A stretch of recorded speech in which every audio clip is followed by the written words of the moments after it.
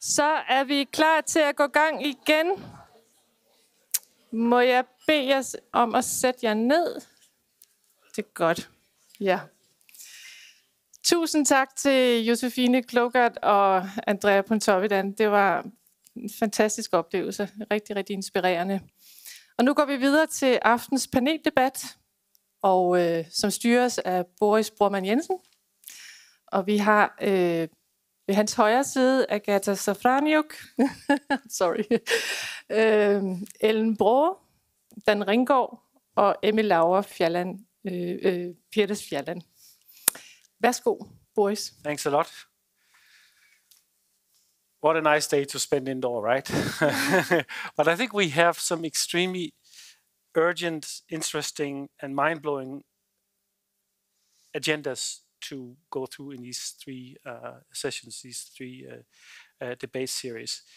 And I just want to pick up where you introduced us, Mathilde, that why are we bringing in this kind of strange crowd of people from different backgrounds? And the Dreyer Foundation is dedicated, as you might know, to support lawyers and architects to do what they're good at and to initiate projects and inspire ideas and to sponsor and stimulate initiatives that somehow feed back to the profession and makes us better to do what we're good at. But I really welcome this idea to bring lawyers and architects together in a peaceful forum and see what happens when we meet, because usually there's trouble. But there might be rather particular trouble at stake when lawyers and architects meet. And now we're here to see if we can reach out of that sort of zone of conflict and address a larger issue. So I really appreciate this. And I also think that this issue that we are discussing today, that Josefine also addressed in her novel, somehow demands new ways of sensing and new ways of thinking, and also calls upon a reimagination of the division of labor between the sciences and academia. And I don't imagine that we will solve the problem today or through this debate series, but I really appreciate the initiative to kickstart the debate. And I hope that we will leave this room today with enlightened minds and maybe further questions to be discussed. So, and before doing that, before opening up the game and ask questions to kickstart the debate, I have to admit I've really been looking forward to meet you, Agatha, and I spent quite a lot of time Googling you and your organization because I think it's such a great initiative. But can you please, just before we take off, give us a short introduction of what is ClientEarth? How come that some lawyers work for one client, and does it make sense to regard the Earth as a client? First of all, good afternoon. Thank you very much for inviting me here. I must admit that it is actually very touching to see such a great variety of professions gathered together here to discuss our relationship with nature. And as you actually said, the great ideas very often come from sharing between people from different backgrounds, knowledge, and experience. And this is actually what we also do at ClientEarth. ClientEarth is a non-profit organization, and we use the power of law to protect life on Earth. What does it mean? We actually use the law regulations, so we are mainly lawyers, but not only, because we, of course, cooperate with different scientists, policy and communication experts. We don't have an architect yet in our team, but who knows, may change after this meeting. What we do, we are fighting climate change and defending biodiversity, and this is at the heart of everything we do. We help to draft more ambitious and robust environmental laws, and we force governments and businesses to deliver on the environmental obligations and challenge them if they fall short on that. Since launching in 2007, we've grown beyond the UK, because in London was our first office. We now have offices in Brussels, Berlin, Madrid, Warsaw, where I come from.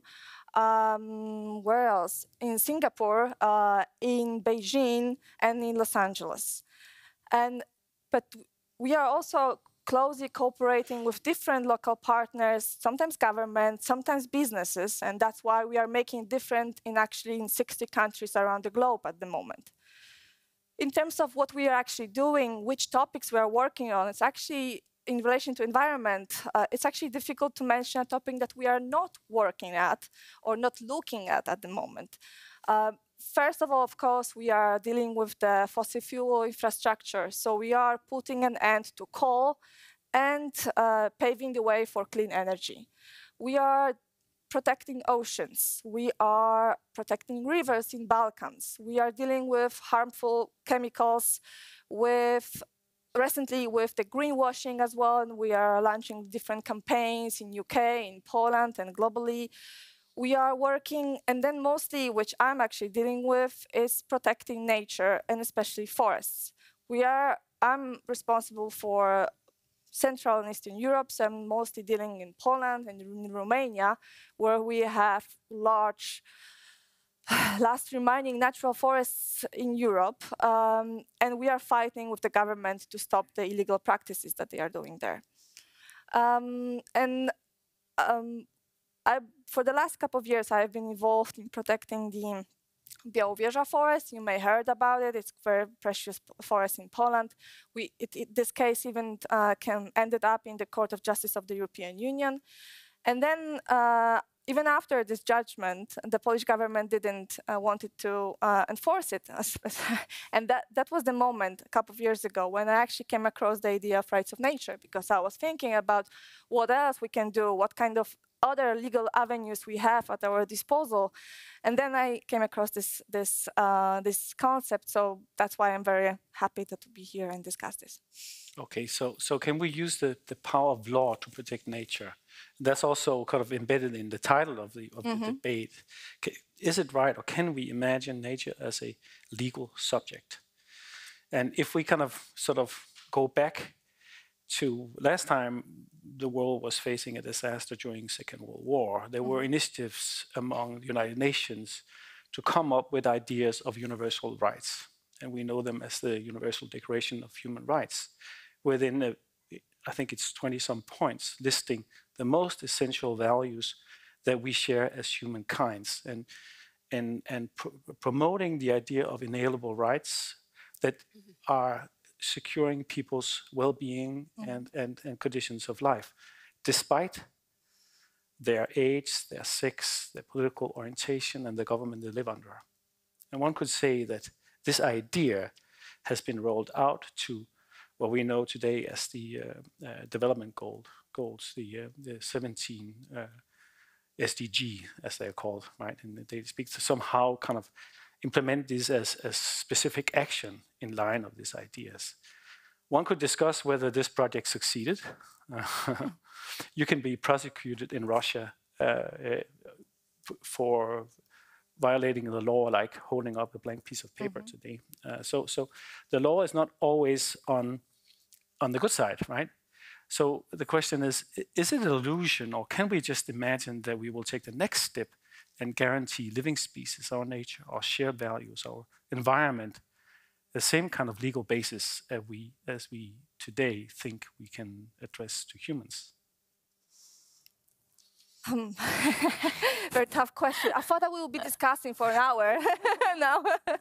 You can just say no, and then we're... Well, I mean, it depends. Of course, it's a very favorite answer, lawyers. Some lawyers are there, of course. You touched different aspects, because from one hand you touched the human rights, and of course this is something different, no? And then like claiming that the rights to nature is some part of the human right, no? And this is something different, that claiming that the nature has a legal rights, and this concept of rights of nature it started in 1970s, right? When the Christopher Stone published his famous book, Should Trees Have Standing? And since then, this concept is spread around the globe, has been discussed in academic forums.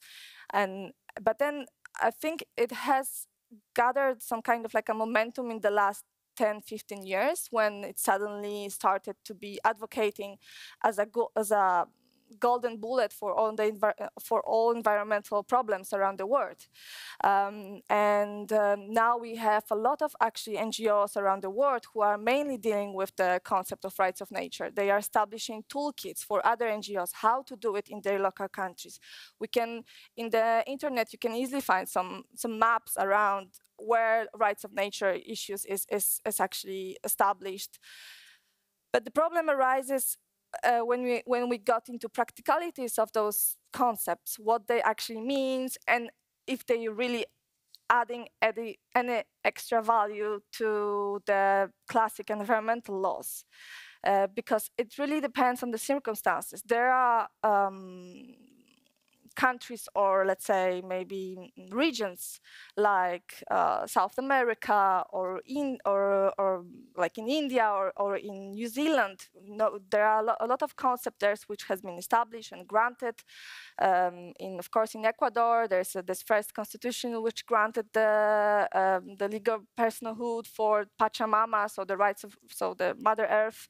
In Bolivia, we also have a part in that in the constitution. In New Zealand, of course, there is a national park which has been granted a legal personhood, and the Wangawai River.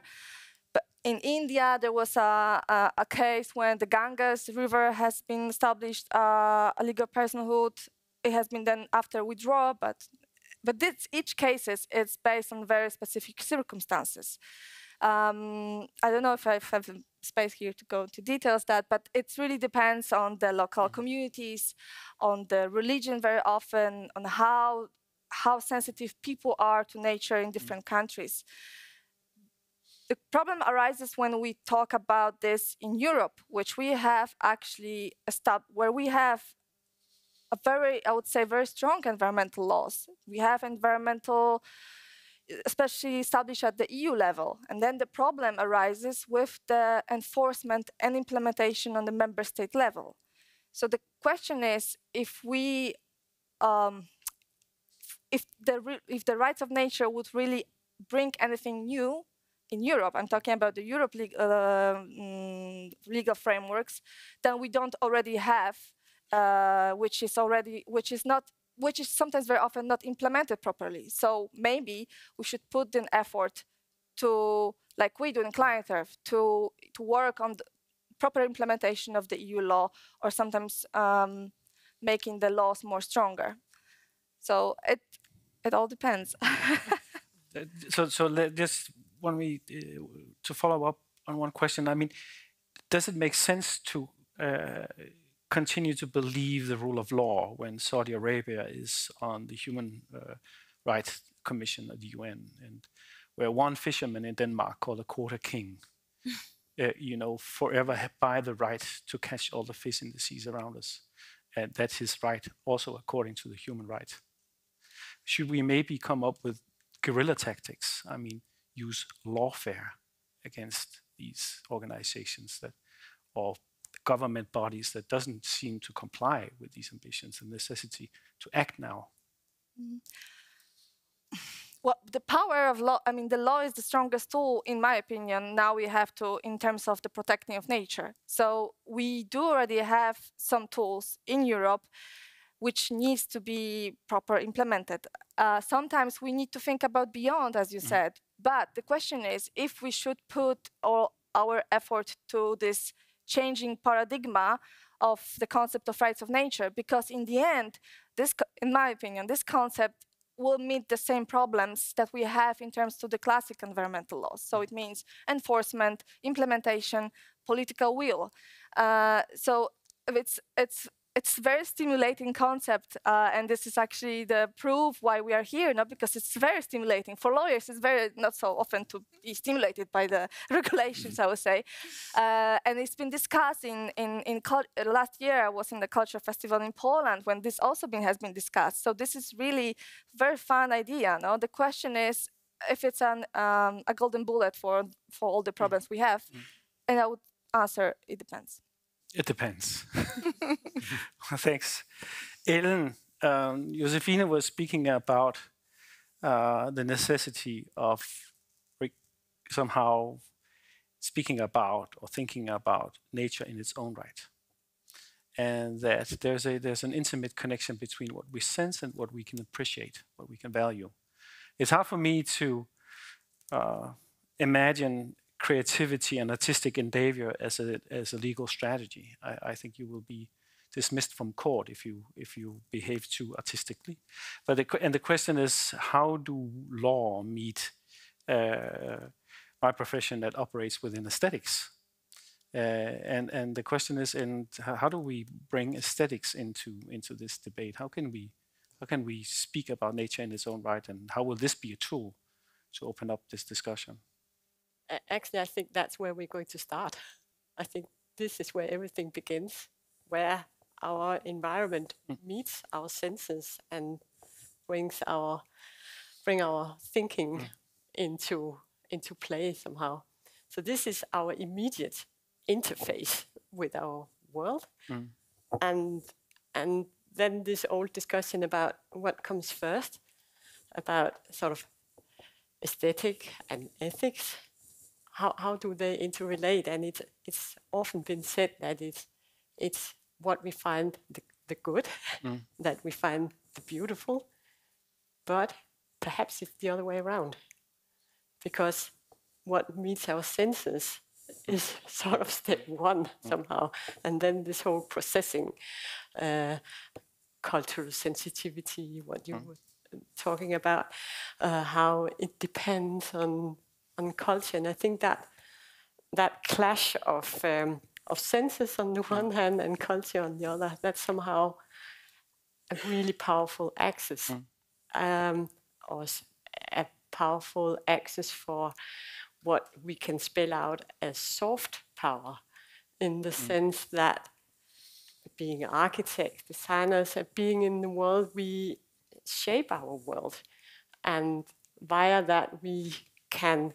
establish spatial, atmospheric, aesthetic frameworks for that spells out interactions between human beings and our context, being composed of species and nature forces and products that we have produced over centuries. I mean, this heterogeneous complex where everything has been molded and remolded many times. So I think dealing with how we create that sense of being in the world, that connectedness that also Josefine that's really sort of key to her writing, sort of being embedded in the world.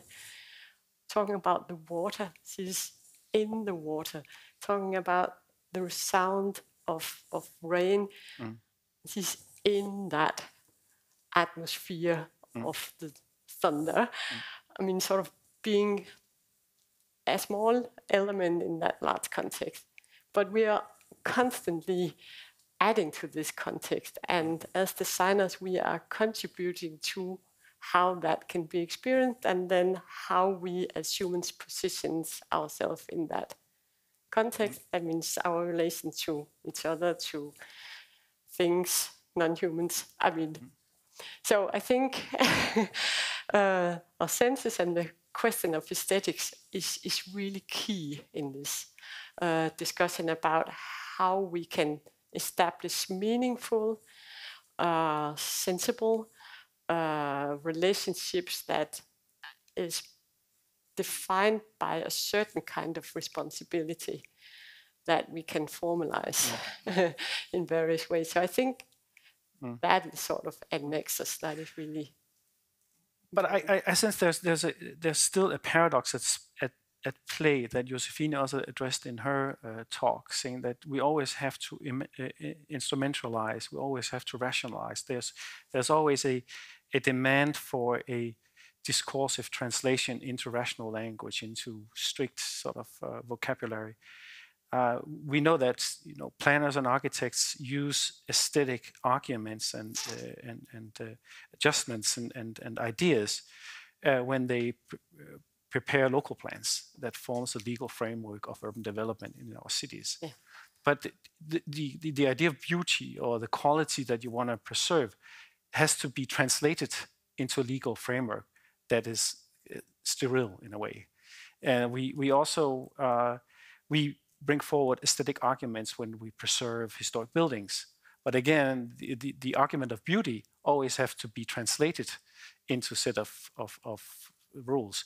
I wonder if we can, speaking about guerrilla tactics, do what the Golden Age painters did to preservation of the Danish landscape. I know from one of your colleagues at Art History in Aarhus that there is an intimate relationship between the paintings produced in the 1850s and onwards, or 1830s for the Golden Age painters, and the landscapes that is predominantly preserved in Denmark. What's interesting is that we think that these images that hang in museums and that we see in books are real-life depictions of the Denmark as it was when we formed our nation. But these are fictions. These are Photoshop used 150 years ago. And the question is, can we use the kind of an artistic standpoint? Definitely.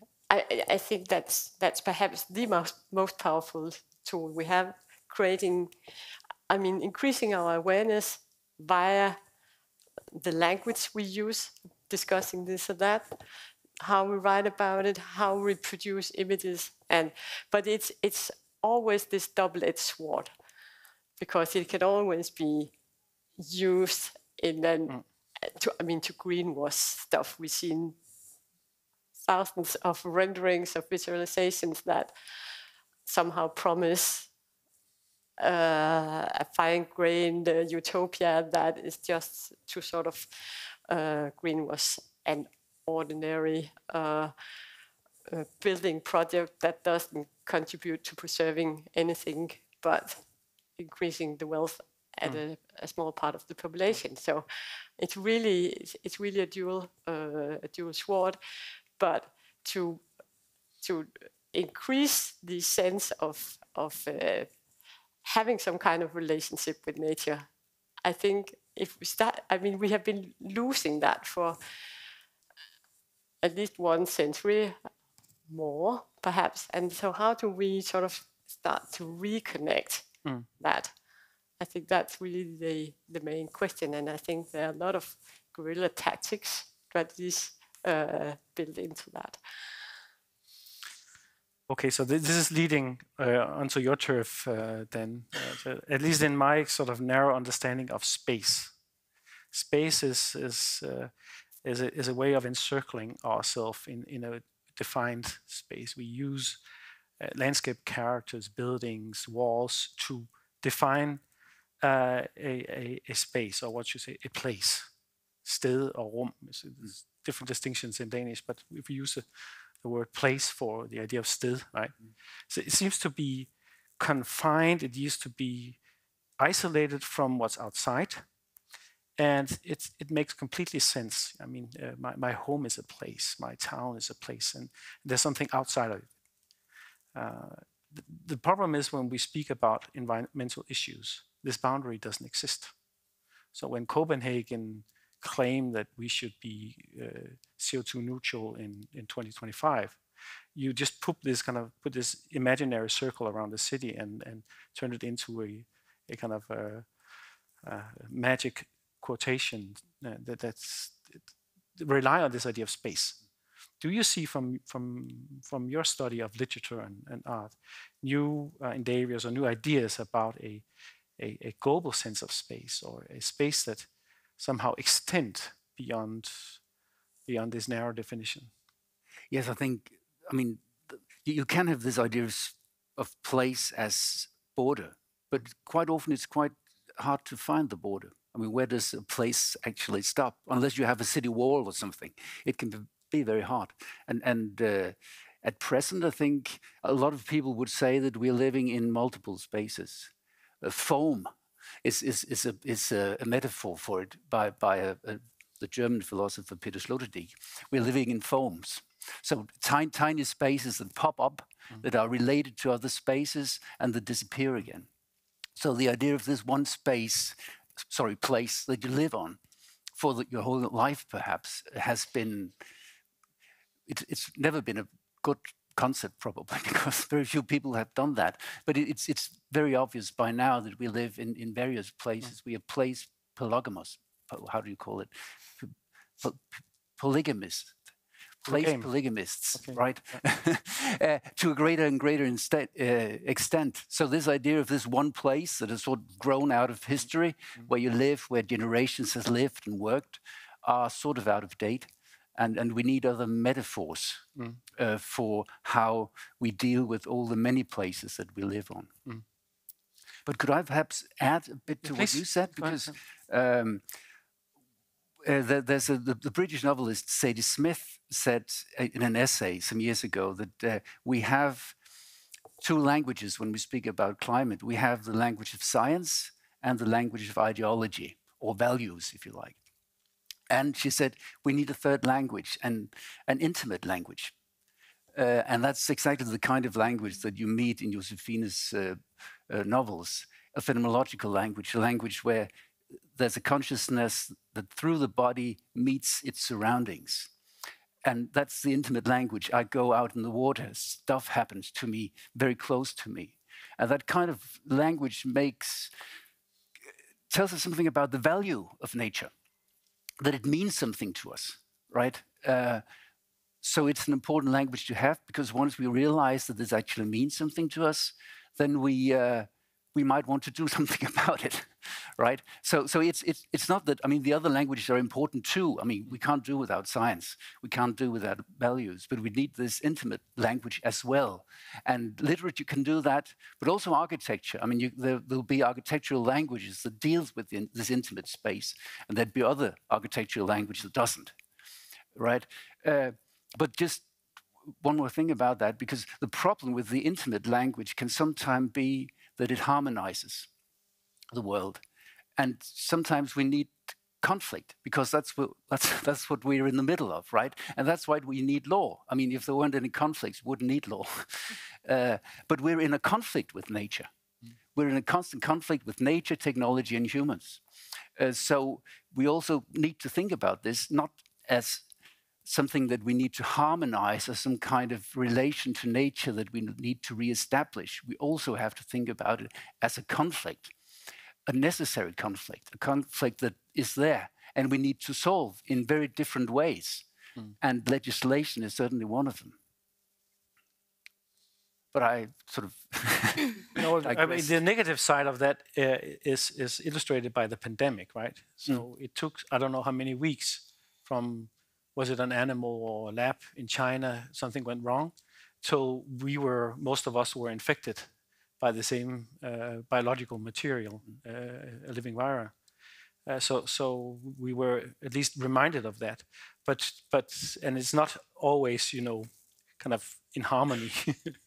It is also a crisis. But do you see any evidence of a new universal sort of sense of place that we can build on?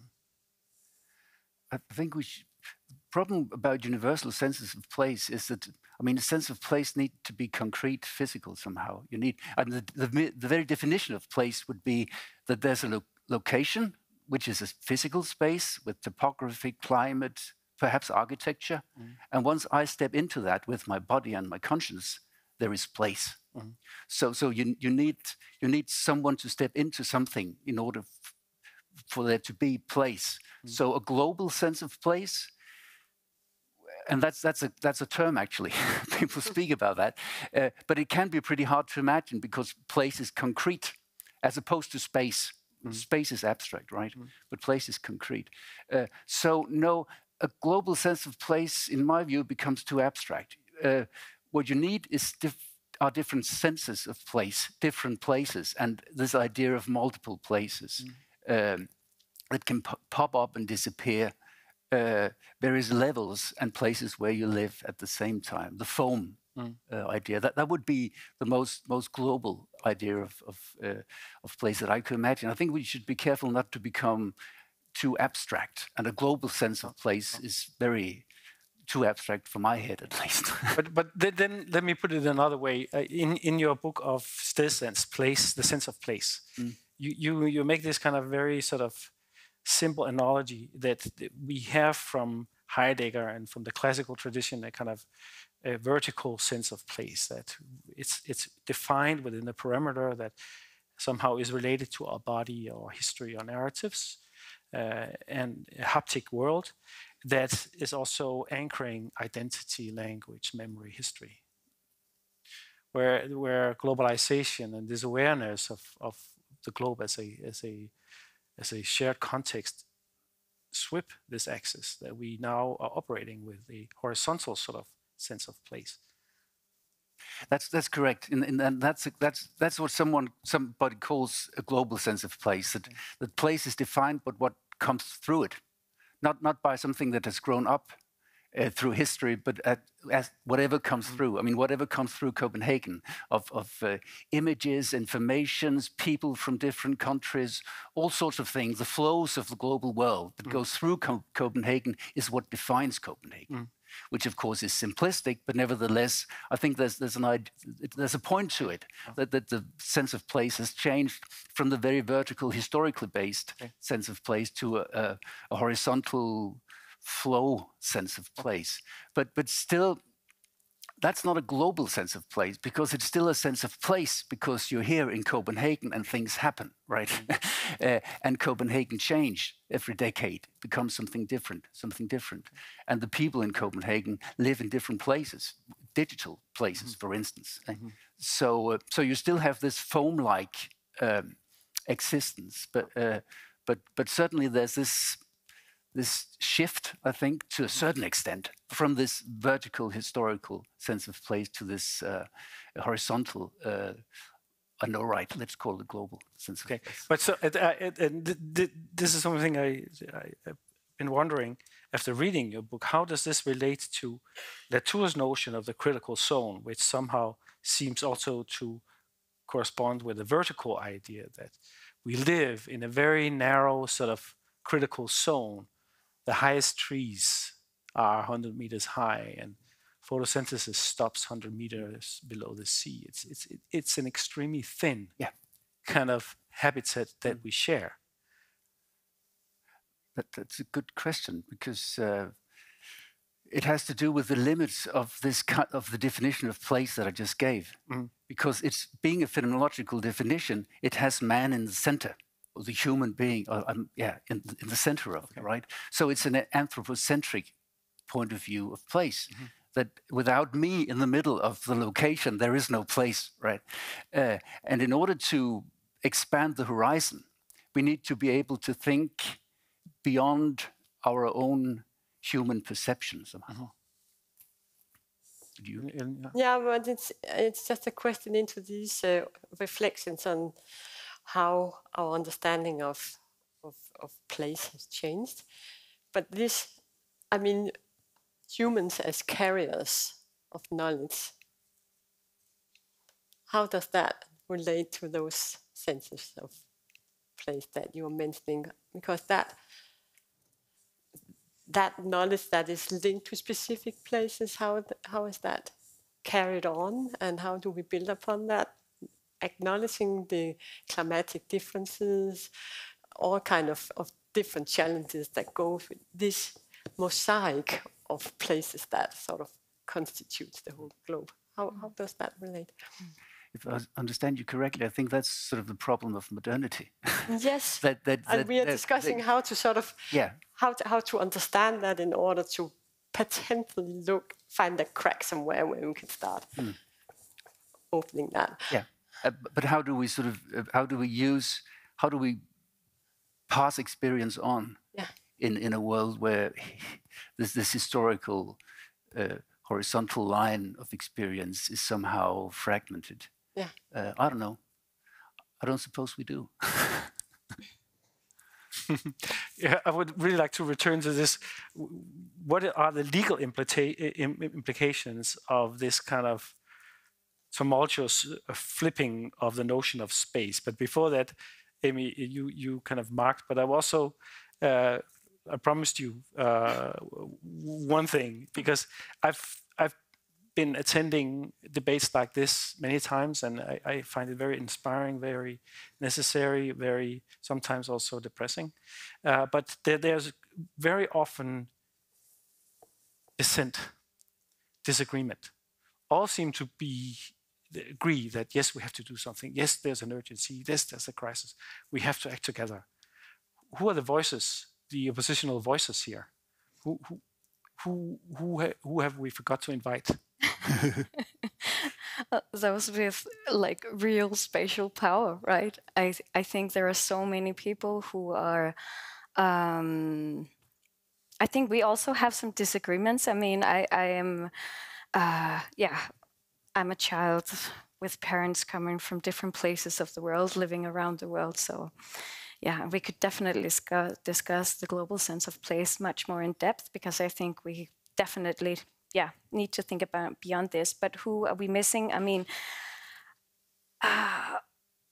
around the 1850s, 60s, painters were part of creating the ideal Danish geography.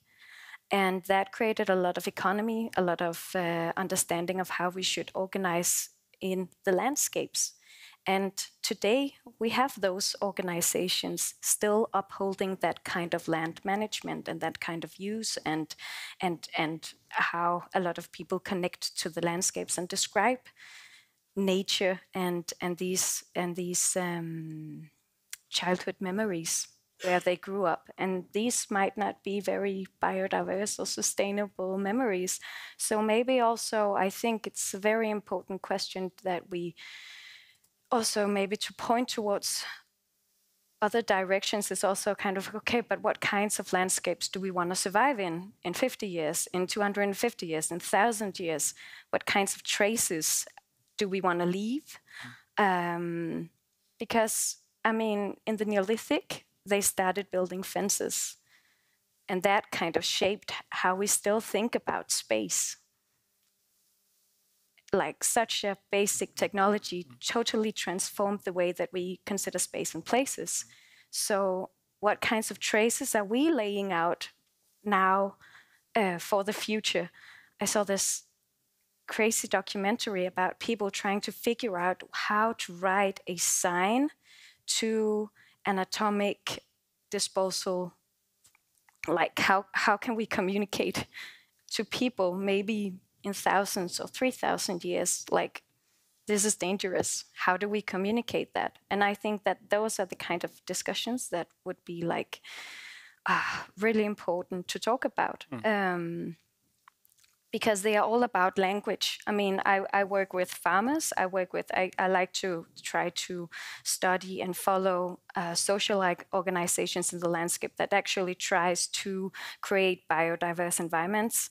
And what might we learn from these?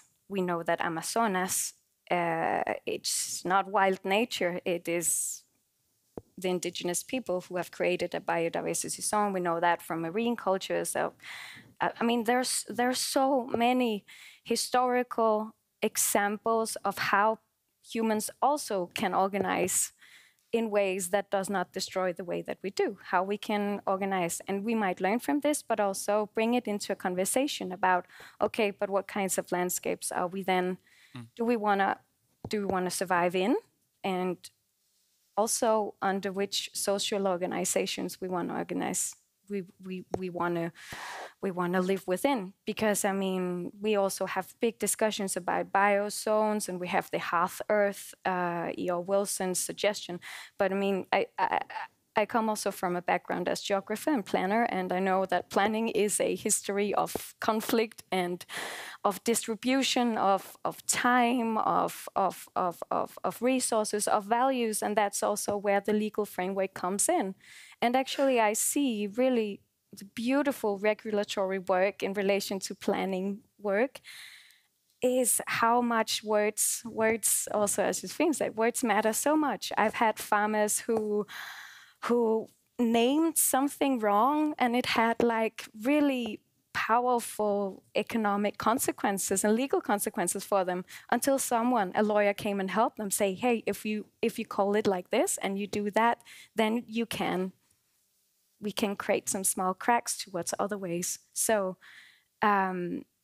cultural assumptions give shape to what we value. And I mean, legal and regulatory work is not set in stone. It's something that we constantly are developing. And we must constantly question, like, how is it that we want to coexist? And of course, that is also trumped by superpower, showing superpower muscles.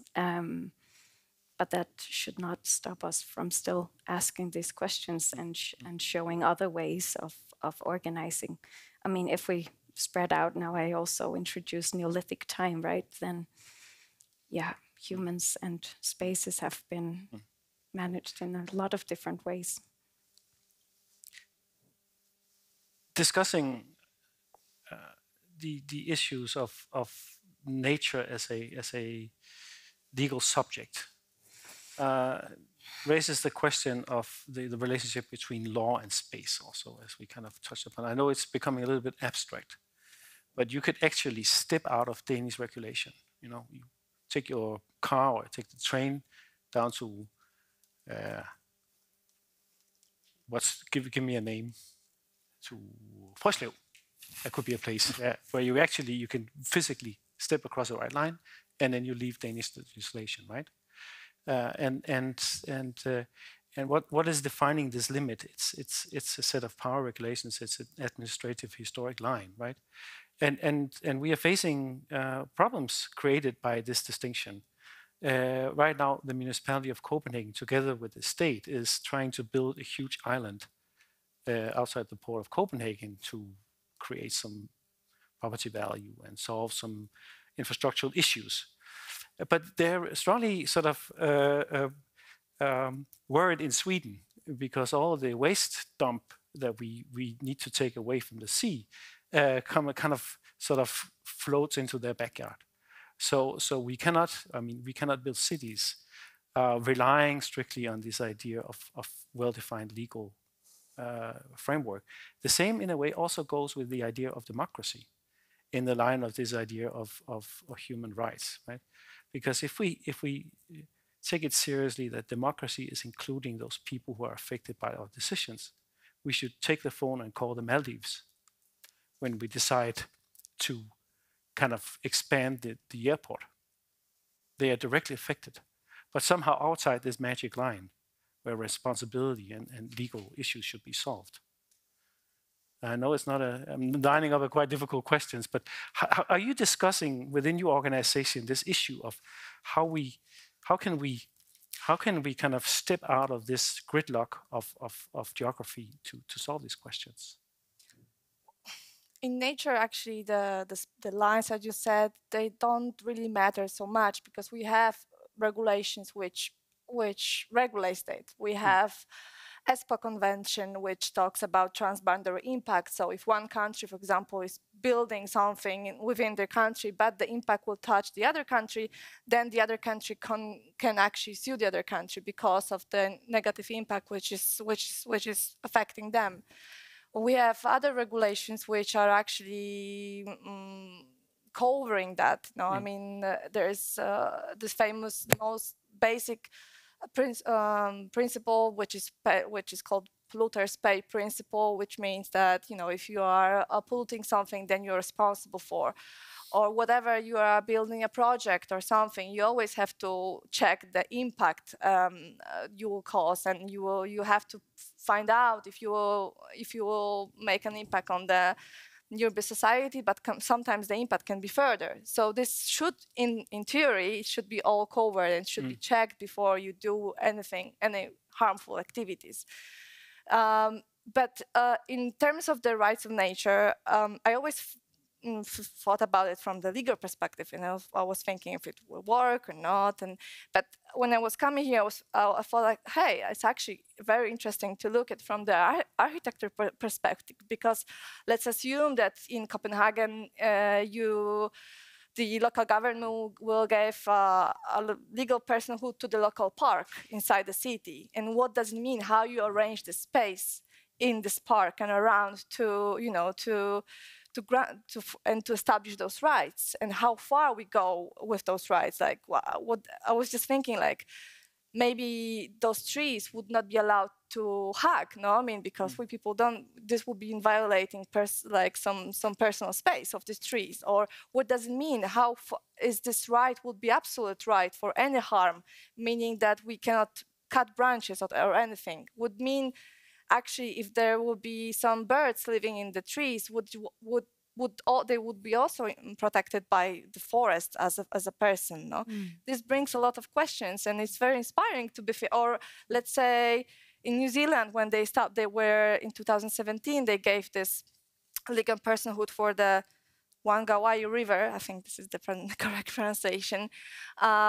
This also, I was thinking like, okay, this is also interesting how you arrange the space around the river to, you know, to make them sure that the legal personhood of this right is granted, no? And they gave this legal personhood in New Zealand for this river. It didn't happen overnight. It was a decade of fight of the local tribes. It's called Maori people, and they have this beautiful saying, "I'm the river, and the river is me." It also touches this connection that you were talking about, and the connection, their connection to the space. No, they actually feel that this river is there. I mean, you know, as a person. So it also gives some kind of a direction of thinking how we arrange spaces, and it's very interesting. And I'm glad that it's opened up for in my head here. Yeah. If I may return to this idea of nature again as a legal subject, does it make sense to use a human term subject about nature at all? I mean, isn't this just in line of this anthropocentric idea that came along with the victorious nations that formulated these universal human rights? Basically, they were saying, we do not want Nazis around again, right? So here are the set of laws that should protect us from this should ever happen again. But it's based on two things: this idea of a universal set of values and the individual. And can we speak about nature, all these living species and their future in terms of a subject? Should we or can we? Can we? Well, we can always talk about different stuff. Meaning, the question is what it means in practice. No, I mean, whether it is a name of subject of law or not, I don't. It means. I mean, this is how we, in legal world, we are, you know, dividing things as a subject of law or object of law, and this is actually very clear for lawyers. If you say, okay, this is subject of law, and then you're thinking what actually it means. Is it person or nature or tree or park or river would have a right to be sued, or a right to vote? Or would it be able to seek damages? How far this seeking of damages would go, and who would, first of all, who would represent this nature in court? And of course, this also brings the question that I don't know if we feel entitled to represent a river or a tree, who would be doing and what kind of rights this person could do it, no? And there are a lot of different ideas of how it is mixed around the world. There are guardians and trustees. There are some communities establish it. There's also, for example, a case around rights of nature now in Spain. There is a Mar Menor lagoon, is the largest saltwater lagoon in Europe, and it's actually very polluted because of the harmful fertilizers coming from the farmland around it. And we as a ClientEarth, we actually made a complaint to the European Commission about this, But then there's also, since a couple of years, a movement around establishing and giving to this lagoon a subject of, rights. And there's also, and then actually there's a draft of the law actually proposed to the Spanish government at the moment. And there's, they are proposing a mixed guardians of some local people, a government, some scientists. So it's, the question is how it would work in practice. This we will maybe get to know soon. It depends. It depends. I don't know. My next question, if it addresses Dan or you, Ellen, but maybe it's oversimplified. But Latour somehow argues to dismiss this idea of nature instead of this idea of the critical zone. How does this affect our idea of place and the idea of placemaking? That's our profession. I think that's a question for you. No, but before, I just wanted to add to those considerations about the complexity and it depends thing and the Copenhagen thing. But thinking of the cloudburst plan that was made for Copenhagen in 2012, and I guess some of you sitting here know it pretty well. We had some what was called 100-year events. That's a very sort of scientific term rather than a phenomenological one. Anyway, the insurance companies sort of forced the municipality to do something. So quite quickly they decided that that the water should be retained in order to then let it go into the ocean when the capacity in the existing sewer system could manage. And that means that the water is now retained in the parks. So now comes the conflict. Nature, is it water, is it parks? Mm-hmm. Because here you sort of give the water a new presence in the public space. And what we do to keep that water there for a while is that we dig swales and holes and so on. And that means that when the rain actually comes, then the soil would be filled with water, and the huge trees probably won't be able to make it. Mm-hmm. So trees versus water. Right? So we want to protect nature in city, but it's sort of filled with paradoxes. But you had a question. There are other examples of this. Sorry, just for example, when we talk about animals and granting some subject for, giving them some rights, would mean that invasive alien species that we have, I mean, what with them? No, would it be also having rights, and then some animals are having, they are invading other animals, and who choose what kind of rights we give to which animals, and then it's also getting interesting when you're getting deeper with this kind of concepts. Mm. Yes, the question about Latour.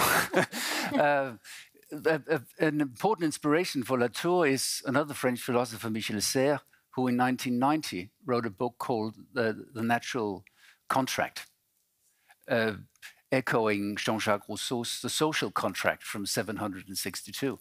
And Serres says we're so involved in nature that we need a contract. Not necessarily a legislation, but a contract. We need a common or a consensus about how we deal with nature, because we are so infiltrated in nature and technology. It's important to remember technology here, right? That we need to have some sort of idea about how to cope with it. And the idea in Serres, as well as in Latour, is that once we start making contracts, we take things into society, right? And especially once we start making law, we put nature into society, which is a good thing, because what they both want to avoid is this idea of nature being something other, something else. But of course, nature is, we're involved with it, right? So it's part of our world. So it's only logical to understand it as part of society and not as something other, strange, unreachable, outside of the human realm or outside of society. Let me also. It just made me think about, like, especially in Denmark, and you could see it or hear it at least in relation to the new legislation about these nature national parks, right? You have these understandings of nature that either it's productive, nature is productive, it's recreational for me to go out and enjoy, and there is the wild nature. And somehow these three views on nature, Naturen, leaves out the human in them. But I don't think that the solution for the Western cultures or Eurocentric cultures to, once again, philosophically grasp that humans or cultures and natures belong to each other, I don't think that eliminating the idea of nature would be helpful in that relation. Rather, maybe become even more practical. I mean, not to say, but there are just so many ways that cultures and natures coexist in not so damaging ways. And you could see it in grazing systems, you could see it in wetlands, you could see the heathlands in Denmark. Actually, they are these, you think they're these deserts, right? But they are really places for so many threatened animals. It has become these the edge effect, where so many species go there to be, because everything else is turned into agricultural fields, right? So actually, but what I think is interesting about this, and also about the conflicts, is that somehow, and it's just the same as with that they made in Copenhagen, right? They made the social affordable housing conflict with accessibility to green spaces. You create a situation where you have bicyclists and pedestrians fight against each other. You have now a situation where you have different kinds of nature lovers, or those who wants to preserve them, fight against each other, rewilding or preserving heathlands, right? And that's what I think about who lacks in the voices, right? We have 25% of the space of cities approximately is used for high carbon material culture that is so polluting. So, I mean, why aren't we seriously talking about that? Why is that still legal in some sense, right?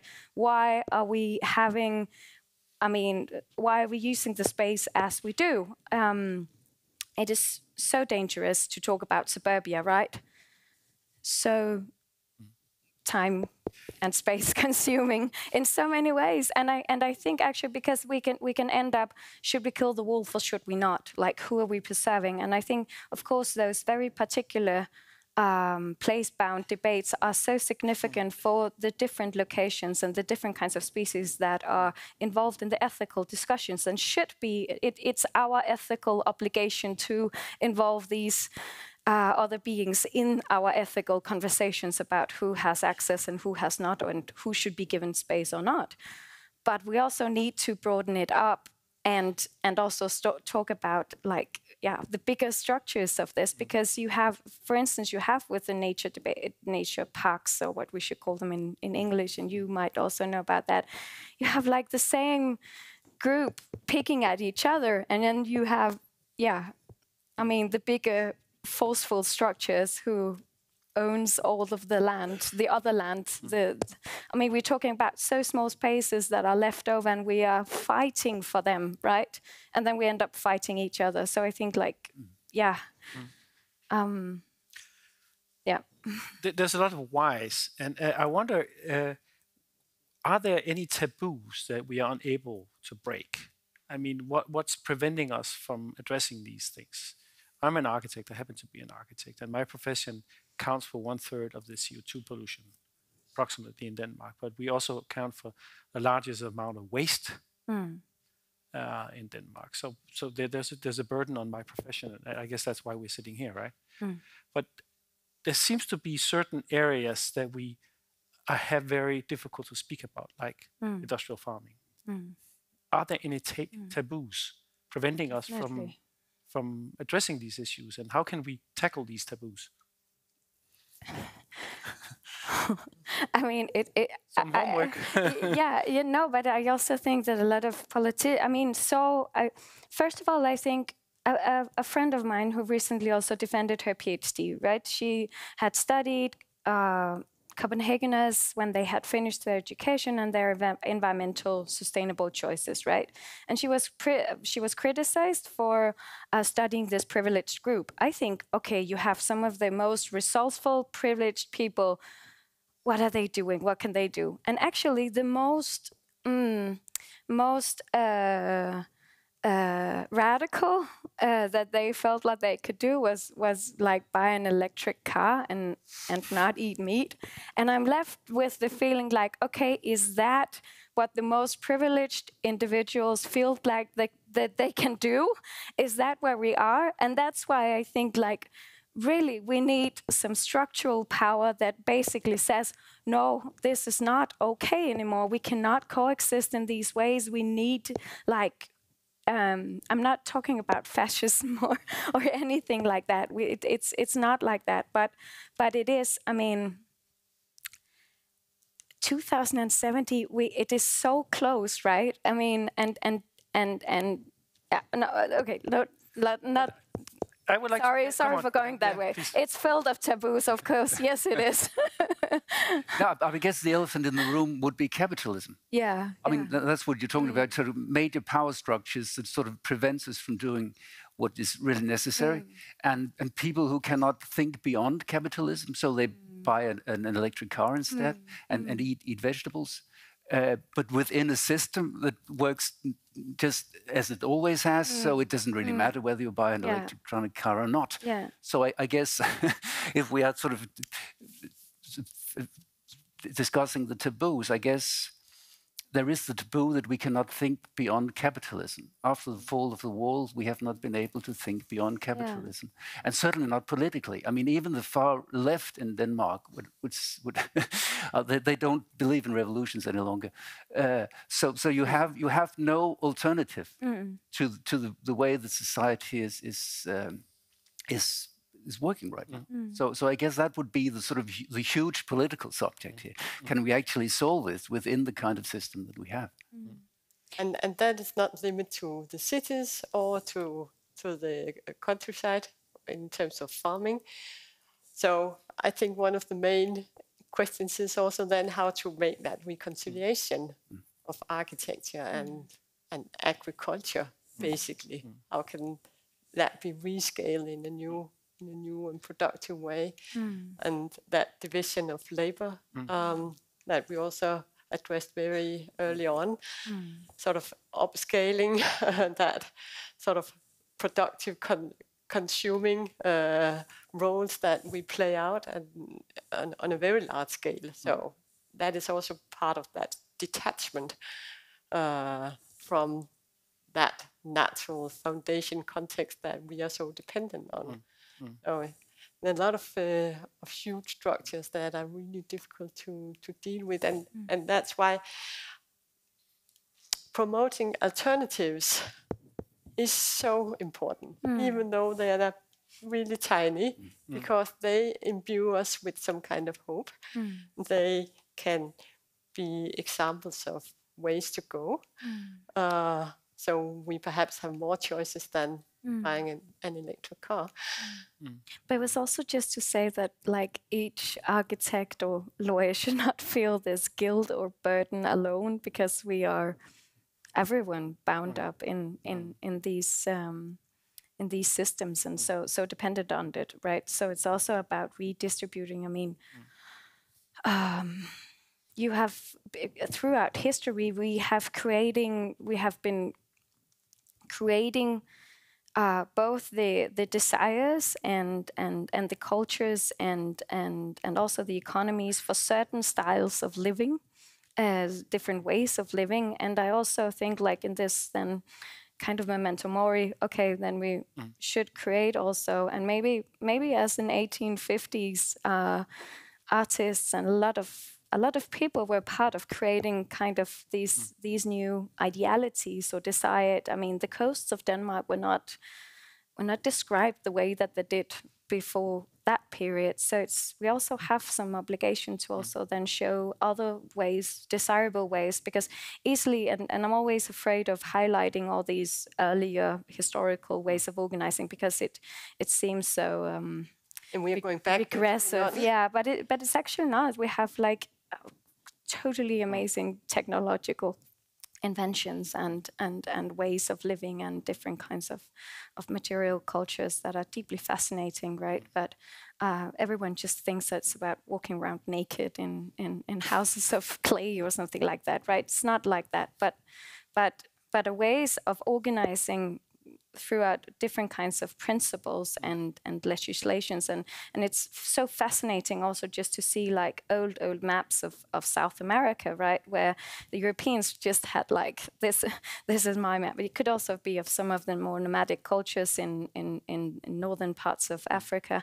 I mean, you had lines where you have shared territories in all different kinds of ways, right? So it's actually also maybe trying to reconsider the different kinds of boundaries and shared spaces that goes beyond human shared. I'm not sharing economy, kind of going that way, but definitely trying to reconceptualize how we use. I mean, that's what I really think this is about. How do we use space and places, and how do we manage them? Because if we are in a situation where, I mean, some human systems have like a really great force on how life on Earth will continue, at least for us. So, I mean, that kind of responsibility also requires for us to think about how we can use these different kinds of managing. It's interesting to see how we kind of not loop back, but addresses the same paradox as you, Andrea, and Josefine did in the beginning, that we seem to be calling on a systemic and collective level for a revolution, but it has to be rolled out within business as usual. And it seems like it's also haunting the institutions that you guys are affiliated with, as Josefine said, that you are given the responsibility to come up with the solutions that should kind of take us into a safer future, but you are not allowed to think outside of the boundaries of these institutions that have created the same problems. And the component of creativity and curiosity and playfulness and this sense of beauty has been dismissed. And now it's becoming a complete rational sort of endeavor. And I think that a very nice way to kind of loop back before we open the floor. But if I may, just one last question before, then you can prepare questions. Yes, there is a need for systemic and collective change and enactment and action. But what about the individual level? Do you see any good examples of how individual practices can show us new ways? And I'll give you an example. I live in a row house, and my neighbor hates wheat. He hates everything that's green. He turned his kind of garden into a kind of a model of Icelandic lava, you know, this kind of black stuff. And he really hates this green stuff coming up through the concrete. And he sprays it at night when I'm not looking out of my window. And I can see that because the branch of the tree that is standing right in the boundary between the two properties, his is half as big as mine. But I'm kind of slowly teaching him and is trying to convince him of the beauty you will acquire if you stop spraying it. And some of the neighbors put these stickers up, say "Vild med vilje," if you've seen this, wild in purposely wild or whatever you can say. That there are certain aesthetic practices that can take us away from the sick rationales that we need to get rid of 99% of all growing species in Denmark that we used to call Flora-Danica. Yeah, can I just, I think that it's, first of all, it's very interesting how you manage your garden reflects your kind of more, like what kind of person am I? And some people, I heard that people were afraid to let parts of their lawns grow because maybe people will think that they are like lazy, disorganized, lazy people. So maybe, I mean, gardening and like linking other cultural assumptions to certain kinds of spaces is of course important, and it has like great transformative powers. I think there are so many great transformative powers that people and invitations that we as individuals, of course, can take. When I react a little bit strong towards the consumption part of it is because it's within some certain ideas that humans are free. And I mean, I've been a single mother. I cannot afford all the most sustainable choice. This is not a free choice for me always. Also, most people go to the supermarkets to buy food. The food that is available there. So I think, yes, we can do a lot of ourselves and we should do what we're able to do. But also, I mean, supermarkets also have a great power in what is sold and what is yeah, and it's not up to the single. I mean, it takes 20 to 30 years to change your eating habits. I mean, habits are difficult to change if there is. Maybe people are currently turning now down the heat because we are being disrupted by this war. But yeah. I don't hope we managed to make this complex matter even more complicated. Maybe we did, but maybe there's people among the audience who have a clarifying question or wonder what the heck is going on. And yeah, there's a mic coming around. Yeah, please. Hello, hi. My name is Mikkel. Thank you so much for this debate.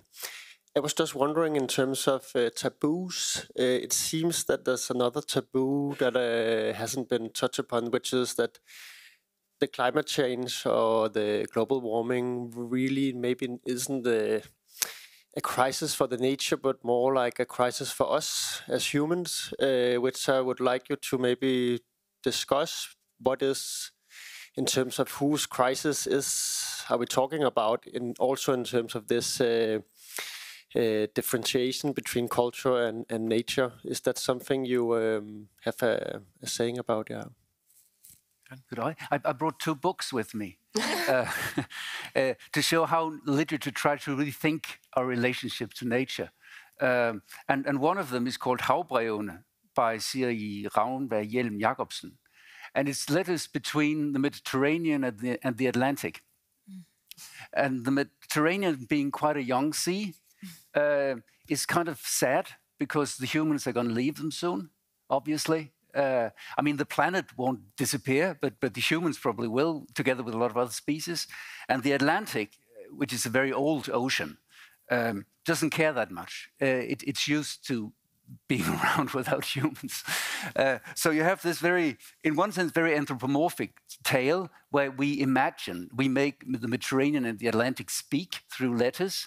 So we make them human, but at the same time, of course, it makes us, gives us the possibility to think like an ocean.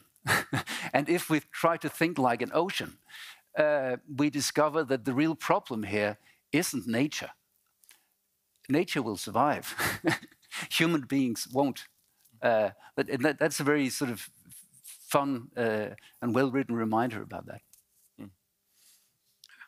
Was that an answer?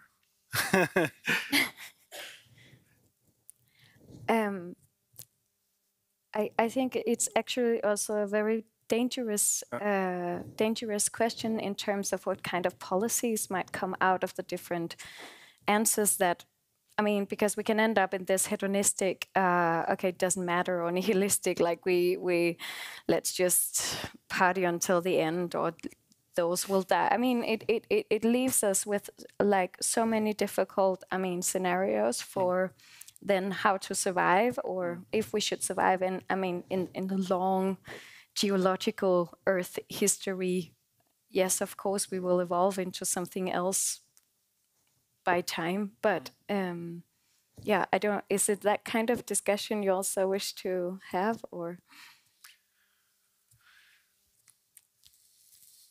Yeah, in a way, yes, because I think to some extent this hedonistic sort of position is being almost only represented by like a very sort of right-wing Trump-ish group of people.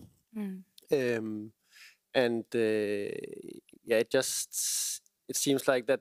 Also, it's very reactionary in a way, that just to not have a responsibility, and at the same time, every time, at least I'm as an architect, and the people I talk to, every time we try, and even when we go buy a leverpostej in Netto, we try to be each one of us to have like some sort of responsibility for our actions, and it doesn't really. It's very, very abstract to even know if it has some saying or not in this sort of issues. So I'm just. It's not like that. It's not that I'm looking for an answer or anything. I'm just curious on this, because we often talk about it as different things, nature and culture, and even though you try to diminish the distinction, it's such an ingrained sort of way of differentiating between the two, that really I think it's in that regard it seems like a cultural sort of crisis, and not a natural crisis really. If we keep that conversation in that way, But I think also what kinds of interesting with that kind of a debate is also like, but would we then allow it? Would we accept it? Would we accept that? I also recall, I think, a Danish architect having this hedonistic architecture. I think, would we allow that? Do we think that's okay? Could we have then a democratic debate about, well, can we allow that? Can we actually allow that kind of world with all our abilities and non-abilities, but is then that the kind of world that we want? And then I also think it's very important not to eliminate nature or eliminate culture, but constantly being aware that there are different kinds of cultures, different kinds of organizations, different kinds of natures and landscapes, but we belong to each other and we constantly do it. We are breathing here, we are sharing our microbiome, we are earthlings in every sense that we have been made to be here, right? It's about time soon to close up, and there's also a chance to mingle and continue the discussions over a glass of wine. But maybe, I don't know if it's too rough a conclusion. It seems like the problem is our problem, and mainly, our great upper middle class lifestyles. That's at stake, and maybe we shouldn't be on the stage talking about the problem. So that goes back to my question: who should we have up here to kind of address that problem? Like, we want to solve the problems within the boundary of our existing lifestyles. So we end up in the same trap as we were blaming capitalism for. That's a nice paradox. I don't know if it's too depressing a way to end the discussion, but no, it's not. There's a mic coming. Thank you. My name is Charlotte Algren. I don't really know how to frame this, but I've been working with sustainability since I was studying architecture in the 90s, and I've been kept on pursuing how did we end up in this mess that we're in right now in the Western world. I mean, it affects the whole planet, but how did it actually happen? And I've kind of ended up with that it's the view we have on nature that maybe happened when we turned into the more monotheistic religions, where we, from our having a contact with nature, there was all of a sudden a God that we had to kind of respond to. And then, of course, with the Middle Ages, and I think Francis Bacon is the first one who actually says in the mid-1500 that nature has no purpose on its own. It's there for us to learn from and to just take whatever we need. So being in a room with the lawyers, I'm also wondering, because I think that the view we have on nature is behind all legislation, all rules, all structures. So how, with you, I mean, how do we change that? Do you have any, I just think it's such a difficult question, but I'm having 5 people up here. Maybe they can help me.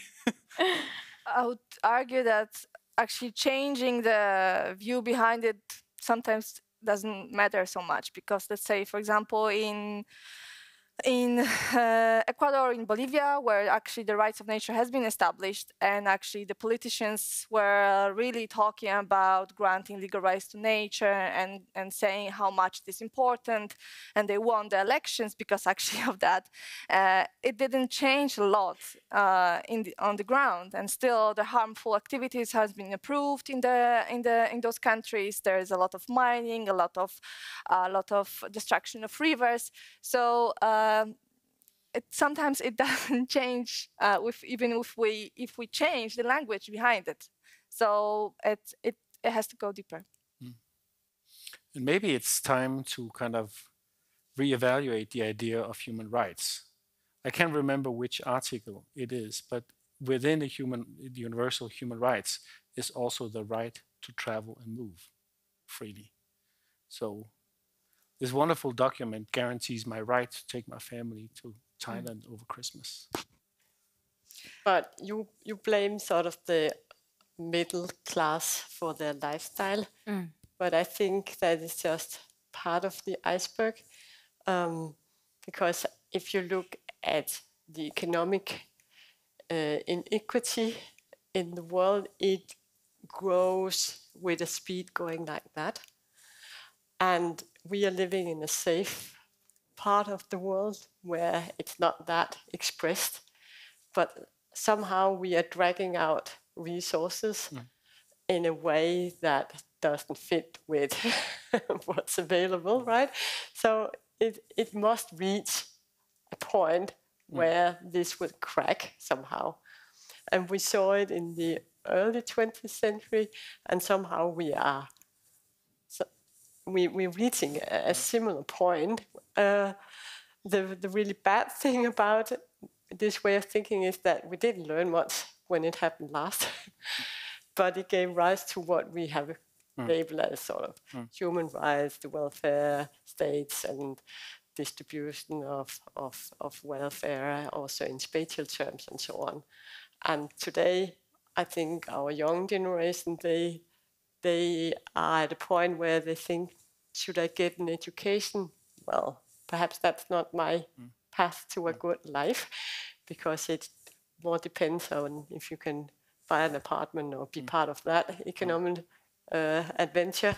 So there are some crashes here, and somehow I think we're reaching a point where this can't go on, and there's sort of a new awareness emerging. So we can think in terms of laws and sort of normal way of regulating things, but I think we would start looking at activities coming from elsewhere. But it's also dependent on where on Earth, within which culture you raise these kinds of questions, because, for instance, there have been a lot of malcalculations of sea levels in the East, which means that they will be flooded earlier than expected. That also means that we will see a lot of migration. And I mean, should it be a right to go for 5 days to the other side of I mean, it is kind of ridiculous, but the right to move as a child that has multiple passports, I think we should insist on the right to move. Also because we don't know when we would, I mean, throughout between Denmark and England, there are so many Stone Age villages hidden. Civilizations and cultures, they move and migrate in history. So I think we should, I mean, and those kinds of perceptions also change our perception of place, which this European, very bound, focused, where, yeah. So I think we should look at it also in a much more planetary perspective about these moving. And then there are some countries where some people are consuming a lot, extracting. Yeah. Maybe those were the last words. I know it's not very been it's not been an easy task to kind of, but I really appreciate the initiative from Daya to kind of start this discussion. And I had no illusions that we should come up with perfect answers. And I think there's so much more fruitful sort of to continue discussing in this formal setting over a cup of coffee or a glass of wine. So thank you very much to the panel for showing up and sharing your ideas and thoughts and concerns. And also thank you to the audience, the floor, for the questions, for coming today. Thank you.